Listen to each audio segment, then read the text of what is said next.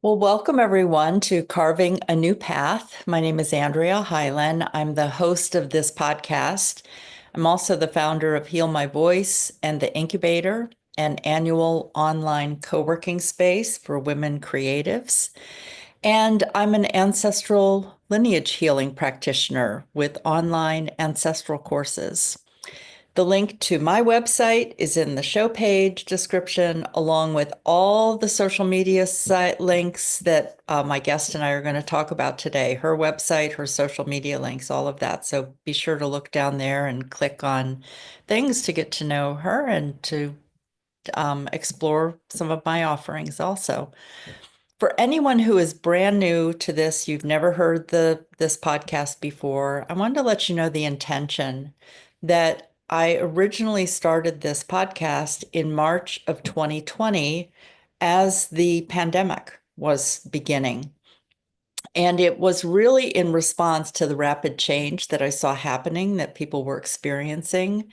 And so I started to call on guests, people who were friends, people who I had followed in different ways, who were all people who had listened to their inner voice and they had released things from the past and then birthed new ways of being in the world. So we've continued as the world is continuing to change, that we always discuss a variety of topics, but it all comes down to ideas that you can use to carve a new path for yourself. Okay, so my guest today is Verena Borell. And earlier this year, actually, I think maybe 2 months ago, we talked about evolutionary astrology and some of the trends for 2025. And today we're going to talk about Asteroid Goddess Diana as your ally guide on new wild paths. Verena combines evolutionary astrology with intuitive guidance and somatic. She's currently in training with Somatic Experiencing International. And in her offerings, Verena connects soul and soma, that is, soul and body, to support you holistically. Verena's calling is to help you in living self-consciously, to free you from the restrictive conditioning and to find your way back to your true, untamed nature and light. So welcome, Verena. I'm so happy that you have me back. Thanks for inviting me again, Andrea. It's such a pleasure and an honor to be on the podcast. Thank you. Well, I've been really looking forward to this conversation since the last time we talked. And so I'm glad that it's finally here and we're having this conversation. All right, so we're going to focus on Diana today, the asteroid goddess Diana. But before we do that, could you just, I know a lot of people who use astrology in their lives and follow that in different ways, but they may not be aware of the asteroid goddesses. So could you tell us a little bit about that before we start to then focus on Diana? Yes, of course. I would love to give just a short introduction to asteroid goddesses. So, first of all, I would say that the asteroid goddesses really came into the consciousness of astrologers and of people, folks, in the 1970s, especially because Dimitra George wrote her book, Asteroid Goddesses. And this book is really one of the, first and most important books and resources about asteroid goddesses. And Dimitra George focuses especially on Ceres, Pallas Athena, Vesta, and Juno. So not only because of Dimitra George's work, these four goddesses are the asteroid goddesses that most of the people are familiar with. But what are actually asteroid goddesses? These are planetary bodies which are often located in the main asteroid belt, and the main asteroid belt is between Mars and Jupiter.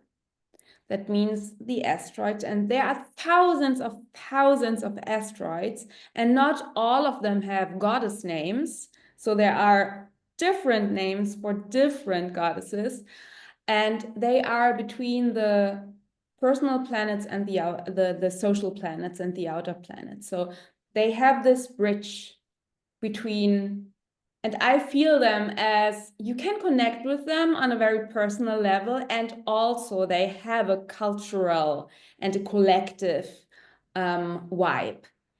And I think I have some notes here. The first asteroid was that was discovered was Asteroid Goddess Ceres, who is Mhm. actually a dwarf planet. She was discovered 1801. And yeah, why should you work with asteroid goddesses? So first of all, I think especially when you are new into astrology, I would really recommend you to not immediately start to work with all of the planets and all of the goddesses and all planetary bodies and centaurs, and I don't know, because it can be very confusing, especially when you have a lot of Gemini energy in your Mhm. chart like me. But if you feel settled with the planets, and you feel drawn to the goddesses, I think that asteroid goddesses can be such an expansive, deepening, rich topic. In my experience, asteroid goddesses often are like a symbol in which many different storylines of the chart are culminating. Often it's like a shortcut to the main topics of the chart. So when you talk about the goddess with a client, they say, oh, actually, that's my story. So Mhm. it can be a shortcut to main parts of the life story, the soul's journey that is reflected and mirrored by the birth chart. And also, it can be an additional detail that might be important for the overarching soul's topic, that from a point of evolutionary astrology, which is my home base, is the bigger soul journey topics are reflected by the placements of Pluto and the lunar nodes. So often these asteroid goddesses give us important additional keys to the life's and the soul's journey. And in my experience, it can be very powerful and magical when you learn more about important asteroid goddesses in your chart, because often you feel that your life has this mythological, archetypal um, meaning and depth. Mhm. And when you can feel yourself in these goddess archetypes, and when you can then see these goddesses as planetary bodies in your chart, which are maybe in relationships, building aspects to other planets, parts of you in your chart, this can be very expansive and can feel like a homecoming in a way, and you can see your own life more in this like a heroine's journey, like a Mhm. mythological journey, like a story. And that can feel very empowering and very can give you a new view on your experiences, especially on challenging experiences. Well, I love it that we're talking about this, and it is interesting, something you and I've talked about either on a podcast or behind the scenes, is how you and I have these connections. But in the incubator this year, I wrote for 100 days about up-leveling archetypes, rewriting the stories of women and men. And something that I've noticed with the asteroid goddesses, listening to you, some of the things that you've talked about over the last few years, is to find those strengths, those, within, and what is resonant with us. And it's not about learning all the archetypes and all the aspects and everything. It is this what what can help us understand ourselves better, which to me is what you're, helping people live self-consciously with from a consciousness, and that the asteroid goddesses are uplifting and expanding our consciousness to understand ourselves, our role on the planet right now. And that's probably even more important right now to understand as all this change is happening in the world, how we can step more fully into what our purpose has been. And the asteroid goddesses are one of the ways to learn more about ourselves. Would you say that? Yeah. Yeah, Andrea, I love what you're saying. And I think when I just want to invite everyone who did not listen to our first conversation, because I think in this one we talked really in depth about this whole idea, why astrology and how important it is to gain such a deep level of self-consciousness, to free ourselves from conditioning, but also to become aware of trauma and protection and threat mechanisms on a somatic level and on a conscious level, so that we can really act as this pure essence, that we are here so that we can release all of this actions that we see in the world that are often based on fears and on protection mechanisms because of trauma and so on. So I think, as you are saying, not astrology as a whole is a wonderful tool to expand our consciousness. Somatic experiencing can help us, and somatic tools can help us to gain consciousness about our unconscious nervous system mechanisms and reactions to act more consciously. And I think the goddesses in particular are beautiful allies, because they, especially, I think, especially in our day and age, we have this imbalance between masculine and feminine energies. Mm-hmm. And it is very, very important for me to say, and I really want that this message comes through. Asteroid goddesses are not dependent on our sexual orientation or our physical gender. We are Mm-hmm. really talking about aspects of the feminine principle Mm-hmm. that is everywhere, omnipresent in everyone. And I think because in our world there is this imbalance between the masculine and the feminine principle, I think it is very helpful and supportive to become aware of different facets of the feminine principle in ourselves. So, different ways how we can live and feel and embody the feminine principle. And asteroid goddesses can be beautiful with that, because they are so different, and they represent and heavenly embody or cosmically embody different facets of the feminine principle.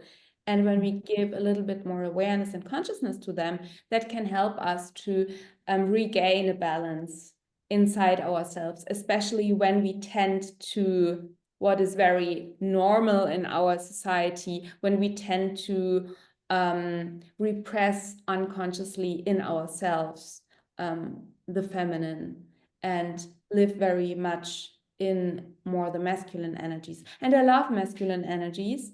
It's Oh, more yeah. about finding back to a balance. Yeah.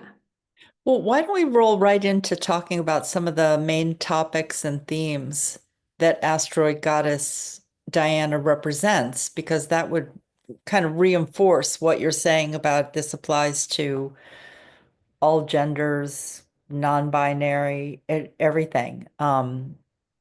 Yeah, because I think Diana, and I love this goddess so much, and she's so close to my heart because she is a very androgynous goddess. Uh-huh.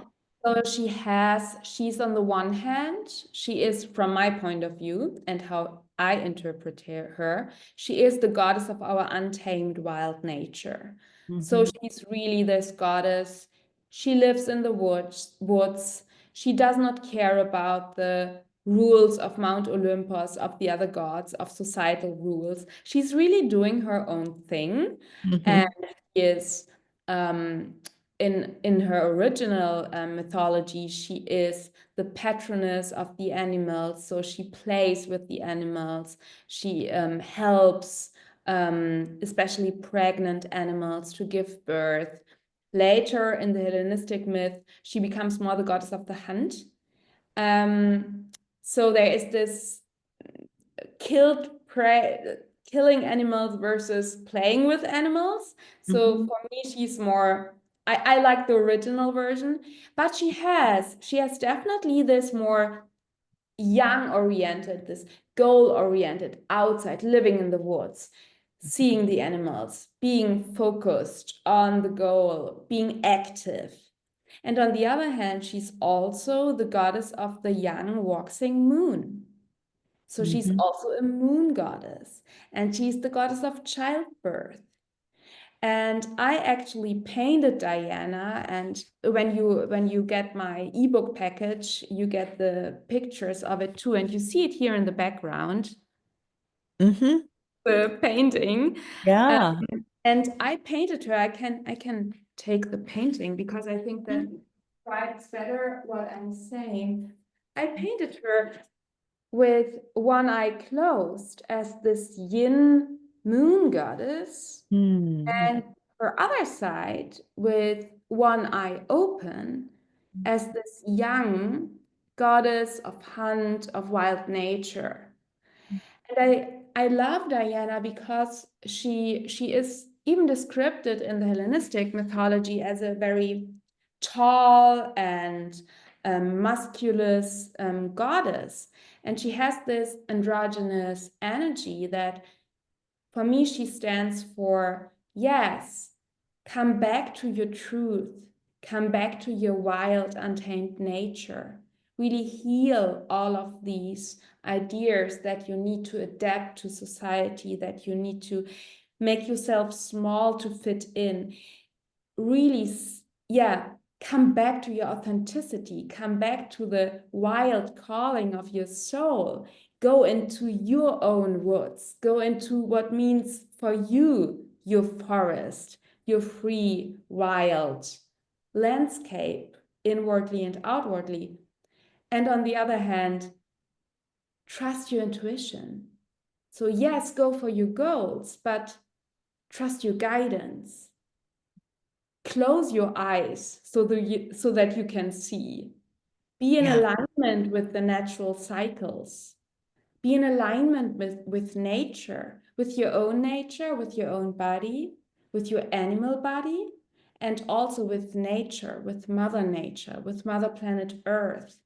So, and there's this other dimension that Diana um, was friend with everyone and everything she loved. So Mm. independent from gender, from race, from origin. So she had friends that were gods, goddesses, human beings, animals. She doesn't care.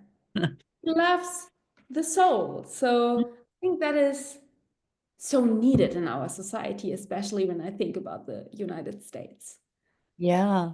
I know that you have a really special relationship with Diana, that she's just like you feel really connected to her. And once again, listeners, that when we talk about how there are all these asteroids, that there are like to feel a calling with one in particular is a way to dive into these themes and get to know yourself through that.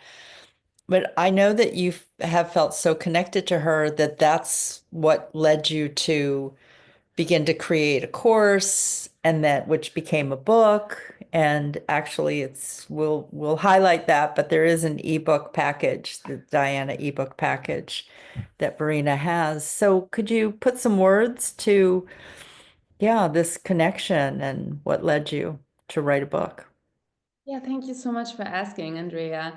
And what you said is so true. I think that, and I just really want to emphasize what you're saying, that when you as a listener hears that and you feel called to Diana, then she calls you.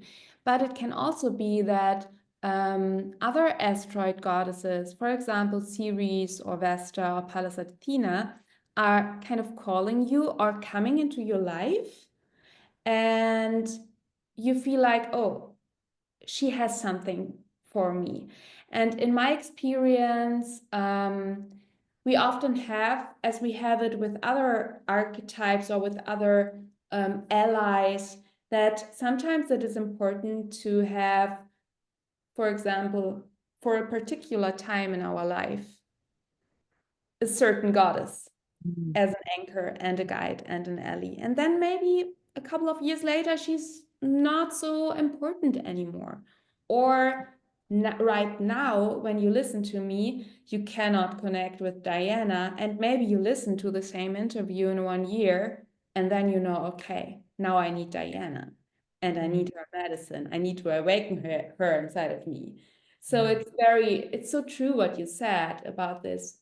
They can be so important guides, and I think we can trust that they come to us, Mhm. and then we can follow. And maybe we need different goddesses, different allies, different guides in the different phases of our life. And Diana came to me, and it is so beautiful because you know about astrology, and Andrea, and I know that many of your listeners know about astrology. And the funny thing was, I found it out in hindsight that when Diana came into my life, it was actually that I had a very, very long Diana return. That means that the asteroid Diana as a transit was in conjunction with my natal placement of Diana. And Mhm. it was a very, very long period because transiting Diana went retrograde and Mhm. crossed the natal placement of my Diana 3 times. And this was from spring until winter. And Mhm. in this period, I deeply dove into Diana as an archetype and in astrology. And it was that I think that I actually need I'm not sure. She came in different places to me, but I think I I read something about her in Dimitra George's book, because there is one page about Diana. She just mentions her. It's like a And little tease, right? yeah, A like little a tease little there, seed. right? And I was so curious. Mhm. And then I started to research about Asteroid Goddess Diana, and I found out that there is no source that talks about the Asteroid Goddess Diana, just about the mythological figure of Diana, which is very connected to Artemis. So Mhm. Diana is the Latin version of the Greek Artemis. And Mhm. at that time, I was in a beautiful, beautiful container with one of my first astrology teachers, Sabrina Monarch. And it was her program that was called at that time Meteorite. And it was an advanced 1 year long astrology container for advanced students. And we were invited to create inside this container a creative project. Mhm. And finally, I decided, encouraged by Sabrina Monarch, Mhm. to really dive deep into the research about Diana, the asteroid goddess, Mhm. because there was nothing to find about her. Mhm. And so I started really to mm, learn more about the mythological figure and the archetype of Diana Artemis. And then I started to do research with the charts of friends, the charts of clients, to look at their Diana placement and listen to their stories and really, yeah, really dive deep into these personal Diana stories. And I did not know which form it all will take. I had this idea of maybe doing a book. And then Mhm. it was like, but shall it be a book? And then I started a writing process because I had done so much research and I had all of these Mhm. notes and all of these books and all of these sources. And I Mhm. was like, okay, but how can I put this into a book? And I was like blocked. Mhm. And then I can remember that at that time I was not yet living in Austria. Mhm. Um, and to move to Austria is also Diana guided me to do that. Okay.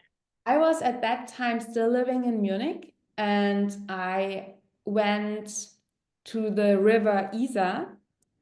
And I had a bike ride on the Isar and I felt so blocked because I wanted to write something and I could not. And then while I was riding my bicycle, it was like a download, and Diana was like, I was in a channel mode, and it was just, I heard, I am Diana, goddess of the hunt, goddess of the moon. And I stopped my bicycle and I put out my notes app and I Uh-huh. wrote the first text of the book down, Uh-huh. and it was a channel text. And at that point, it was clear to me that this book will not be a normal book, it will be a wild and untamed book. And I had to decondition during the writing process many of my fixed ideas, how Uh-huh. I should write perfectly this perfectly arranged book. And it became a very wild project. And now my now I published it very wild and untamed again 3 years later, just as an ebook. Mhm. But it is really like a mosaic out of channeled texts, poems, um, very well researched Mhm. texts about the archetype and the astrology. So it's really a package out of different text forms and different angles. And I love it because it is so much in tune with Diana, I think. And I found out that Diana plays such an important role in my chart, and she's such a key a key energy for my personal evolution. So yeah, I'll stop here and just want to. Well, and I love it. I mean, I feel like that's part of the just the way that you were describing it, that here it's like you have this connection to Diana and the way the information came to you, some of it you could say was very structured, but almost I got this sense that when you were speaking, it's almost like, okay, I've got my information, I've got it in these nice, neat little piles. And then you open the window and the wind just blows it all. And you're like, oh, maybe that's not the order that this book goes. Like just the spirit of Diana was coming in and it And be this wild, even the fact that you had such a download while you're out riding a bicycle and it's like in nature, yeah. right. Yeah. Yeah, and Yeah. it was really, I think the main part of the book, I wrote it here in Austria, where I'm now living, and at that time here for vacation. So my family comes from Austria, so it was kind of, and I remember that the main part of the book was written sitting in the garden under the trees with the birds singing in the background, and I kind of half in a channeling mode, half in a writing mode, doing the book. And it was really that, so my personal Diana placement is in Capricorn. And it was really that there was a lot of my own expectation, my self expectations, how I should write a book in a very perfect, efficient, well-ordered way. And it was very, so the book writing process confronted me with many of my self expectations in regard to performance and achievements and how it should look. And it was very healing to just follow Diana's wild, untamed spirit and to say, yeah, and this book, and I don't care if I find a publisher or not, this book just wants to be written. And it was so clear, this message from Diana, I want to be heard. I want to be heard. The world needs me. The world needs more Diana. And so it felt like, and I think you know this feeling, and I have this feeling for many of my creative projects, and in this case with Diana it was very intense, that you are the vessel for something that wants to come through you, and Yes. you are the creator of something that is actually bigger than you, and an energy that wants to just come into the world through you at the birth canal in a way, and I think the birth channel. And I think that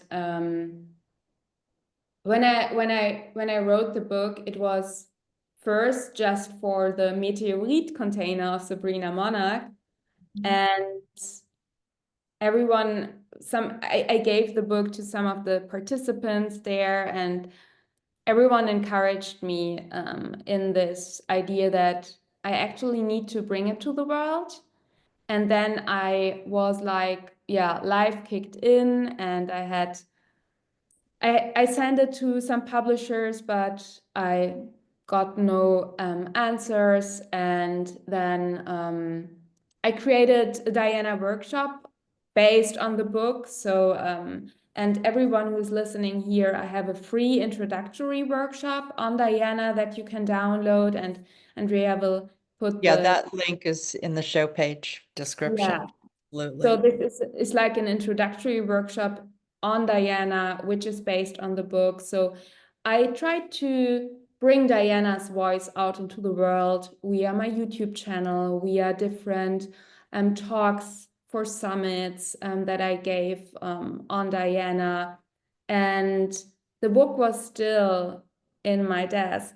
And then finally, I found a friend who is also a professional editor, and she edited the whole book, Anastasia Wasco. She's beautiful, an amazing wild soul, and she edited the book professionally. So I had this professionally edited book sitting in my desk for, I think, 2.5 years. And then it was last autumn, last fall, 2024. And again, in hindsight, I found out that at that time, transiting Diana was sitting on my Pluto. Oh, And okay. Pluto in the fifth house, the fifth Uh-huh. Oh, creation, beautiful. was, I felt such a pressure, a literal full body pressure to bring out this book, no matter what, as a wild book. Yeah, yeah. And so I did.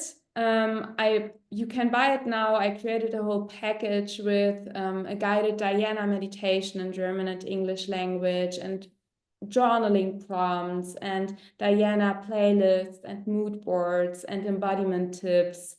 So yeah, I followed her calling to bring it out into the world, and I think that, and yeah, I would love to hear what you think about that, because how I feel it is that Diana is true. The world, our day and age needs more of her spirit. So her energy, her archetype is actually very, very healing on a personal and collective level right now. Mhm.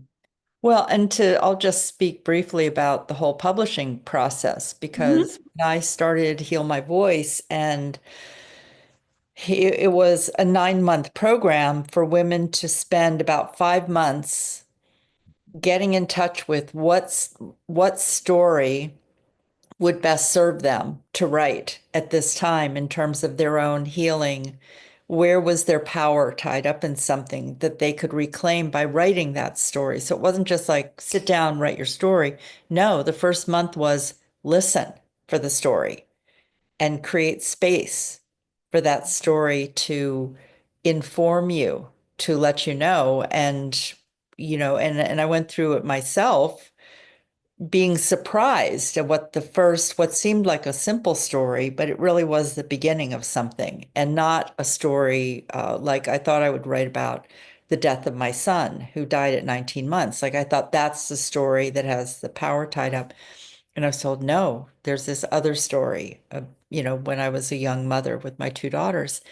And so the power of, like, first of all, listening to what wants to come through you right now, which Diana was speaking to.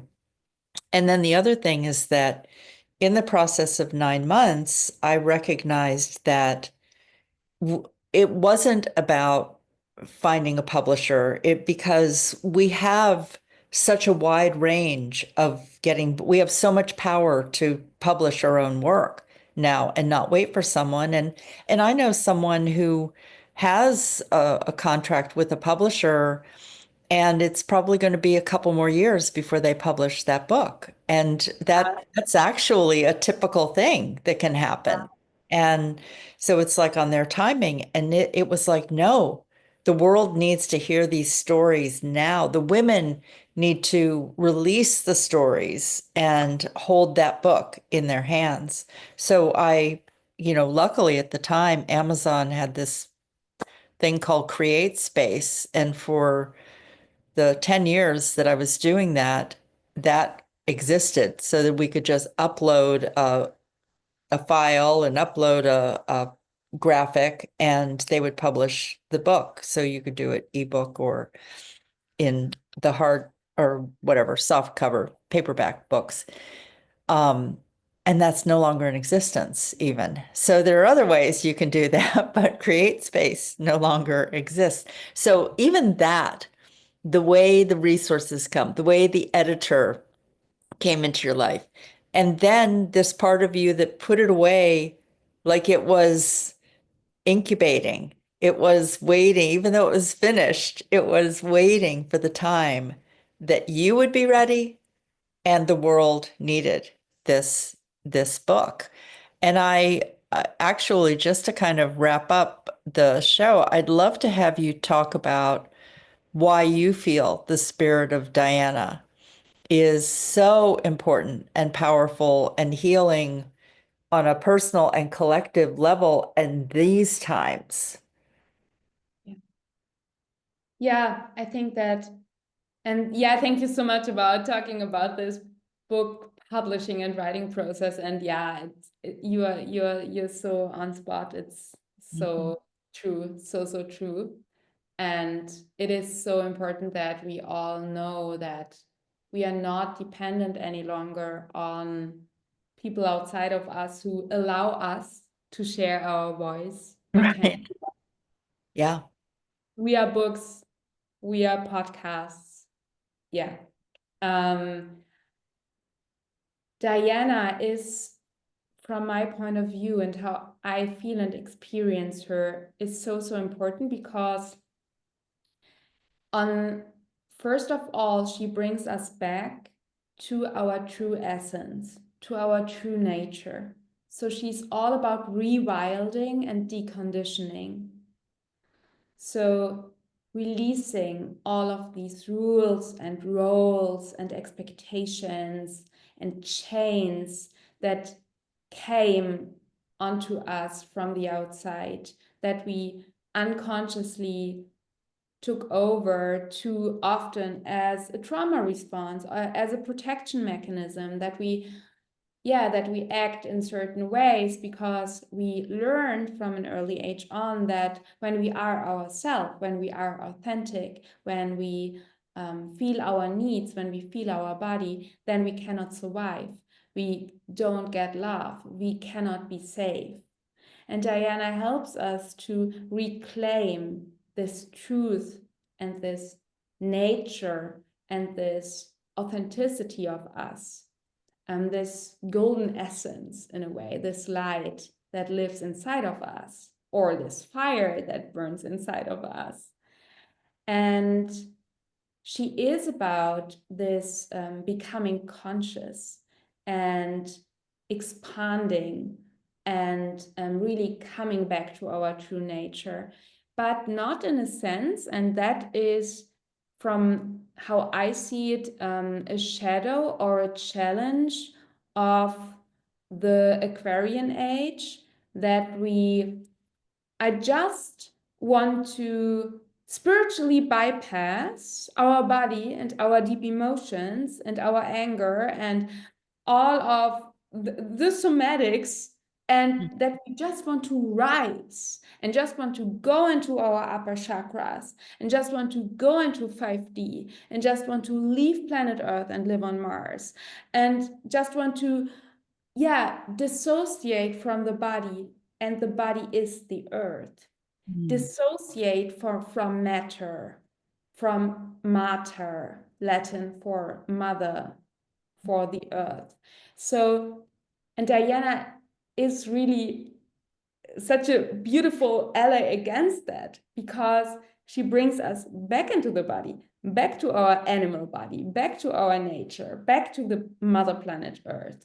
And I think that there is so much about her regain a new balance between the masculine and the feminine, between the inner and the outer, between your spirit and your soul and your body, and being a goddess and connected with animals.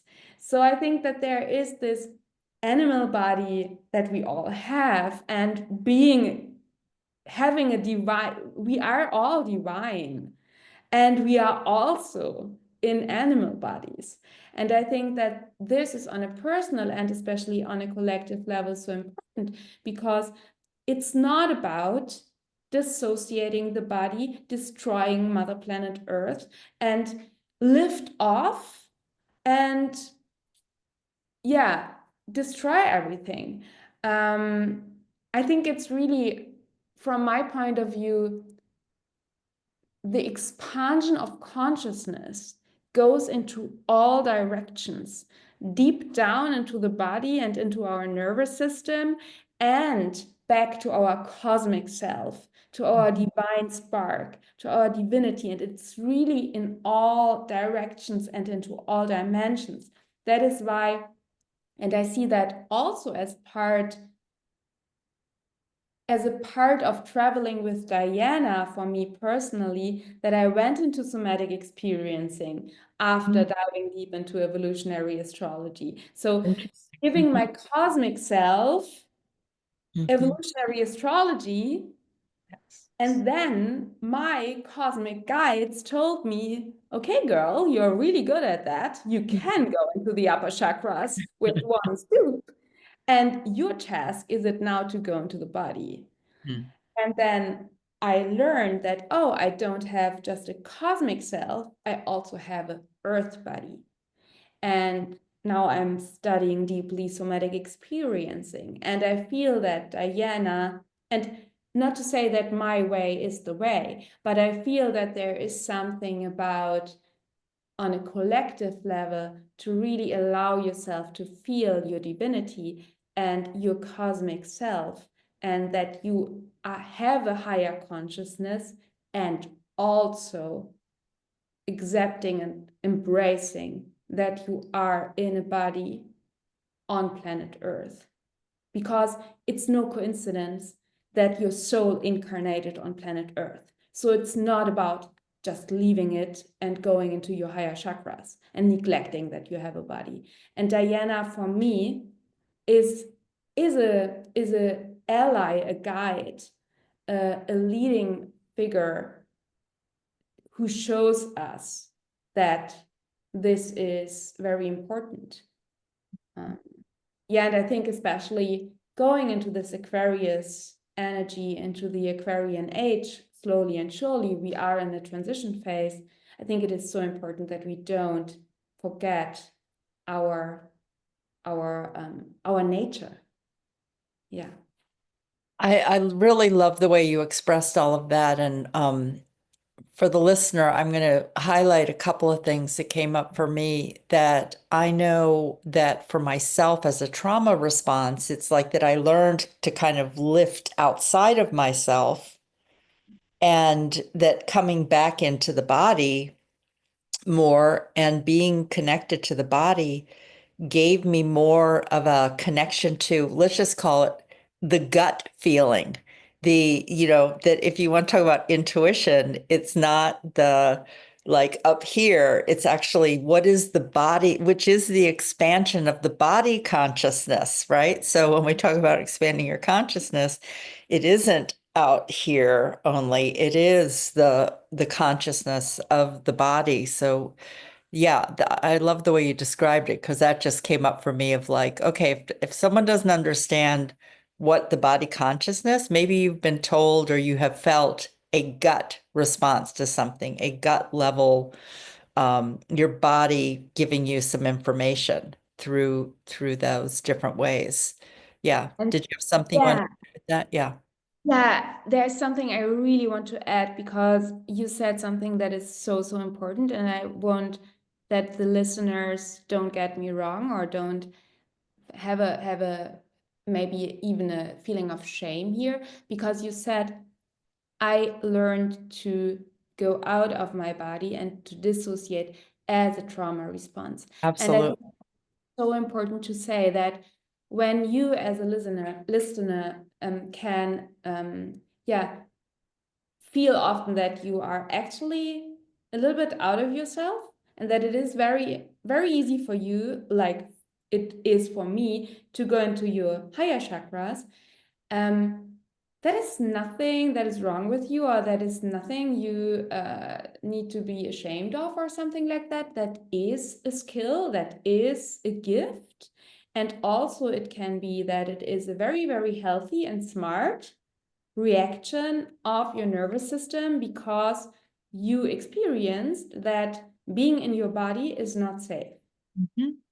And when you experience being in your body is not safe, then it is a very smart, very intelligent, and very good reaction of your nervous system to help you get out of it Right. very quickly. Absolutely. Absolutely. And I think this is nothing, again, it is a gift to be very spiritually open and to have this higher consciousness very available. And also, and just talking from my personal experiencing, we bring ourselves, or we lose an important part of this experience of on planet Earth in the body when we leave the body, and we neglect a huge part of what it means to be a human being, with all of the pain and all of the aliveness and beauty and joy and pleasure when we are doing it. And we can lose our direction as a soul in a human body when we are just living the soul part. And again, from my point of view, it is no coincidence that your soul in this lifetime is not maybe in another dimension where you don't have a body, which I can remember. But in this lifetime, you are on planet Earth, and that means that you have a body and you are here for a reason. And on planet Earth, the conditions are that you can just act and put some things into action and follow your calling and follow your mission if you are acting in matter, in a body, in Right. physical reality that we have on planet Earth. So I think finding lovingly and with maybe the help of somatic healing techniques like somatic experiencing back into your body in your own pace can be very, very expansive, very, yeah,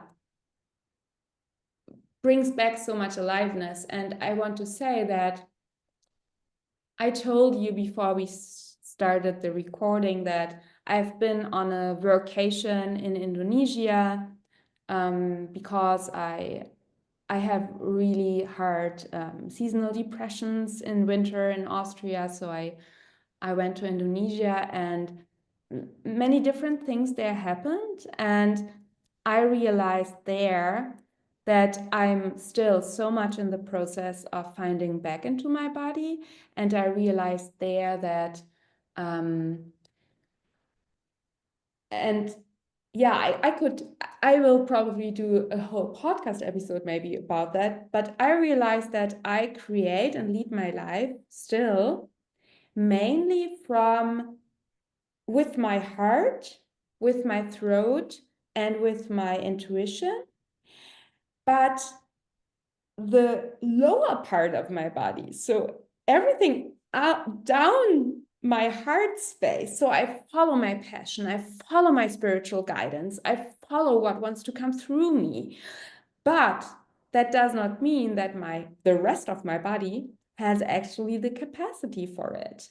So I realized that even though my spirit guides might tell me, this is aligned, do that, or follow this path, that does not mean that my soft animal body has the capacity to do that right now.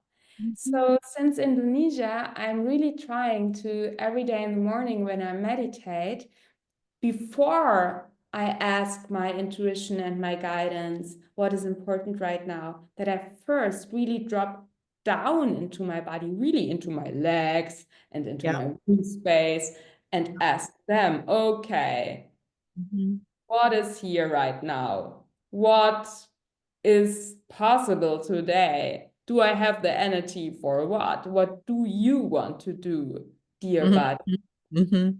And that's new for me, even though I'm already working with somatics for a time. Sure. So yeah, just to emphasize what you said, that this whole higher chakras, lower chakras, it's not that easy. No, and I think, when we look at there's a spiral that Barbara Marx Hubbard had created, a futurist who actually is no longer with us on the planet. She died in, I think it was 2019 at the age of 89. But her spiral of evolution is another example of how there are seasons, there are cycles.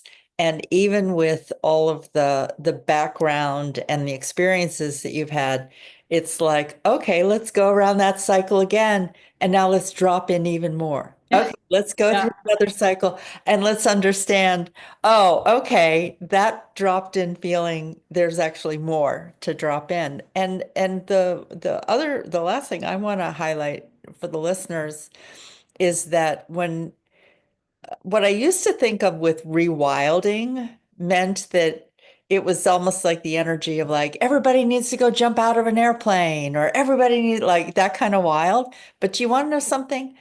Wildness for one person may actually be more about stillness.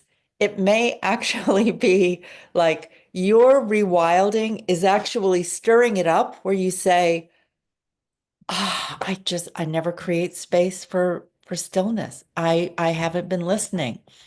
I'm actually out there. Anyone looking at me might think, she's wild, she's, active, but that's not the big message here. It is your And authentic right. path. What? Fight or flight? And people that seem to be wild are actually in a trauma response of fight and Right. flight. Exactly. So The gift of Diana is actually to find to let that wind blow it around so that you can actually come back into what can she teach you about what could be rewilding within yourself, Yeah. what that looks like for you. Is it having deeper roots into the ground? Is it being quiet? Is it using your voice and standing up in a bigger way? Like it's different for everyone. And I know that you have the free Diana workshop and teach some things there, and the ebook package also that can help people who feel this calling to be with Diana and let her guide you. Yeah. Yeah, I really want to emphasize what you're saying, that rewilding from the perspective of Diana and of me is really this coming back what is true and natural for you. So Yeah. this the natural way, the untamed way. And often that means in a performance culture, in a meritocracy, often that means that the most revolutionary thing and the most wild thing that is rest. Right, Allow right. yourself Yes. to actually feel your natural needs. And in our society, this is often rest because all conditionings are against that. So, yes, thank you for saying Yeah, that. I just Yeah. wanted to say that because I remember when I first started hearing those terms, I thought of it as like this big energy I had to get out and do more, but actually it's coming back to yourself. Like you said, what is your true nature? And just as a little hint to my ebook, so in my ebook, the third part is really I go to Diana through all of the 12 astrological signs houses, 12 astrological archetypes, and there I write in particular for every Diana placement what rewilding might mean, and that can mean such things like rewilding your dreams, Mhm. rewilding these things. So just if the listener feels like, oh wow, I actually need some inspiration, what that might mean for you, for myself, what needs to be rewilded, then I think I have a lot of inspiration in my book. And yeah, as you said, so everyone is invited to go to the description of the podcast, and there you find the free Diana workshop. This is a 1 hour workshop. It is available in German language or in English language. So don't forget to say in which language you want to have it so that you get. Yes. And there I talk about the main topics and mythology of Diana. And if you want to dive deeper, then I highly recommend you my Diana ebook package, where you have it's around 70 pages ebook about Diana in English language, and then a lot of additional material like a Diana meditation guided by me, and several pages of journaling questions and embodiment tips. And all of these additional materials are available in German and English language. And I have a little discount code for the listeners. Yes, and I've written that down. Yes, it's my name and the number 11. So Andrea 11. I thought that was so clever that you did Yeah, that. so with Andrea 11, you get Mhm. 11% Mhm. discount on the ebook package. Yeah, I love that. So And yeah, so because I really, that's in there. Yeah, the code is there. I'll put that on the page for a while. Um, I also want to say for anyone who is an English speaker, and if you do not speak German, when you go, make sure, as Verena said, to click on English and give it a minute, because sometimes when it takes a minute just for the site to recognize that. So just oh know yeah, that I just want to let people know. oh yeah, my homepage. So Right. if it not appears automatically in English language, then you need to go at the right side. There is a corner where you can push English and then it translates. So it is, my homepage is definitely available in both languages. Yes, Uh, so I wanted to just let lot of everyone my know if you've colleagues. never gone to a website that has two languages, it just takes a minute to. And also, I mean, if somebody wants to work one-on-one with me, I have one-on-one soul and soma sessions and guidances where I combine evolutionary astrology with somatic experiencing. I'm still in training in somatic experiencing, but I am already allowed to use somatic experiencing within my sessions. So yeah, you find everything on my website. And Well, and I highly recommend Verena. I've had a few packages with her where I've worked one-on-one with her, and I really appreciate your wisdom and your knowledge and your intuition, the way you just really tap into your intuition. And I know everyone, we've given you a lot of choices there, but I also just want to mention that Verena has an upcoming Venus cycle in Aries workshop. That's going to be, is that live yet? Or that's going to be, it is live now? it is a live workshop on March 18 and 19, Okay. and it will be recorded. So you can Okay. sign up for it and attend live. It is also in German and in English language. Okay. And when you watch or listen to this interview after March 18, 19, you can get immediately the workshop recording. Yes. Great. And this is really timely. And even if, I mean, the thing to understand also, like we're in a Venus retrograde right now as we're recording this, and this is going to be impacting us Yeah. for a while. Yeah. Like, you know, It's super important to mention, and thank you so much for bringing up my workshop because we are right now in the Venus retrograde phase, but the Venus retrograde is really just one phase of the whole 18 to 19 months long Venus cycle. And right. the new Venus cycle starts at the halfway point of Venus retrograde, which is this year, March 23rd, and it starts in Aries. So that means that now in March 2025, a whole new 19 months long Venus cycle in Aries starts. And this is the heroine's journey in Hmm. the area of Aries,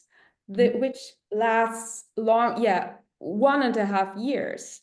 And my workshop really focuses on the different phases, morning star, evening star, underworld, retrograde of the Venus cycle in general, and especially on the Venus and Aries topics that will be an important part of our evolutionary journey over the next 18 to 19 months. Yeah, absolutely.